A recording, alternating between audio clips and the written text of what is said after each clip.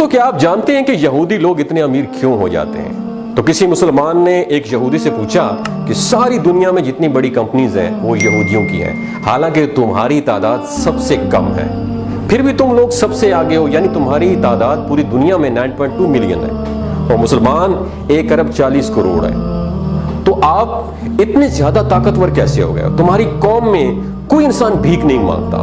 تو اس پر یہودی نے جو جواب دیا، اپنے دماغ کی کھڑکیوں کو کھول کے وہ جواب سنا ہے۔ اس نے بتایا کہ ہم اپنی زندگی ان 3 اصولوں پہ گزارتے ہیں۔ نمبر 1، ہم اپنی زندگی علم حاصل کرنے میں لگا دیتے ہیں۔ نمبر 2، وہ کہتے ہیں کہ ہم اپنے بچوں کو بچپن سے ہی بزنس کرنا، تجارت کرنا سکھاتے ہیں۔ نمبر 3، ہم اپنے اندر بھائی چارگی پیدا کرتے ہیں، ایک دوسرے کو سپورٹ کرتے ہیں، اور یہودی دنیا میں کسی جگہ پہ بھی رہتے ہیں تو ایک دوسرے سے کنیکٹ رہتے ہیں، اور چاہے ہم کتنے ہی بڑے کیوں نہ ہو جائیں، ہم اپنے مذہب کے لیے صرف کام کرتے ہیں۔ اور ہم نے یہ ساری چیزیں، آپ کو پتہ ہے کس سے سیکھی؟ یہ یہودی کہہ رہا ہے، وہ بتاتا ہے کہ ہم نے یہ ساری چیزیں تمہارے نبی کریم صلی اللہ علیہ وآلہ وسلم سے سیکھی ہیں۔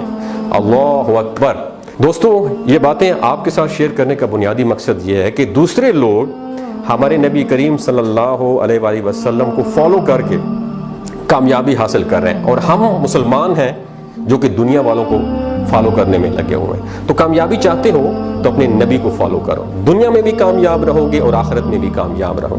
تو کہنے کا مقصد یہ ہے کہ ہمارے نبی صلی اللہ علیہ وسلم نے فرمایا تھا کہ تفرقوں میں نہ پڑو اور رسی کو مضبوطی سے پکڑو۔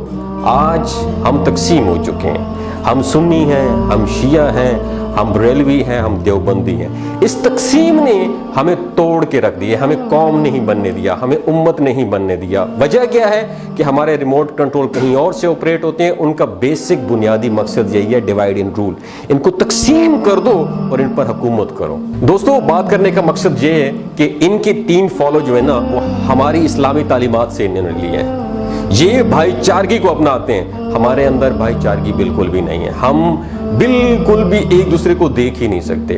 ان کا دوسرا جو قانون تھا وہ یہ تھا کہ اپنے بچوں کو بزنس کرنا سکھاتے ہیں۔ ہم لوگ کیا کرتے ہیں؟ ہم اپنے بچوں کو نوکر بننا سکھاتے ہیں۔ اور تیسری بات، یہ ساری زندگی علم سیکھتے رہتے ہیں۔ میرا آپ سے سوال ہے، آپ نے سیلف ڈیولپمنٹ کے اوپر کون سی لاسٹ ٹائم آپ نے کتاب پڑھی ہے؟ آپ نے قرآن کو ترجمے اور تفسیر کے ساتھ کب پڑھا ہے؟ صرف ثواب کی نیت سے پڑھا ہے۔ دوستو یہ کہنے کا مقصد یہ ہے، اپنی اسلامی تعلیمات پر غور کرو، آپ دنیا کی سب سے عظیم قوم بن جاؤ گے۔ ان سب کے اوپر حکومت کرو گے جو صرف تھوڑے سے ہو کے آپ لوگوں پہ حکومت کر رہے ہیں۔ اپنا اور اپنے ساتھ جڑے رشتوں کا خیال رکھیے گا۔ اللہ حافظ۔ آپ نے سیلف ڈیولپمنٹ کے اوپر کون سی لاسٹ ٹائم آپ نے کتاب پڑھی ہے؟ آپ نے قرآن کو ترجمے اور تفسیر کے ساتھ کب پڑھا ہے؟ صرف ثواب کی نیت سے پڑھا ہے۔ دوستو یہ کہنے کا مقصد یہ ہے، اپنی اسلامی تعلیمات پر غور کرو، آپ دنیا کی سب سے عظیم قوم بن جاؤ گے۔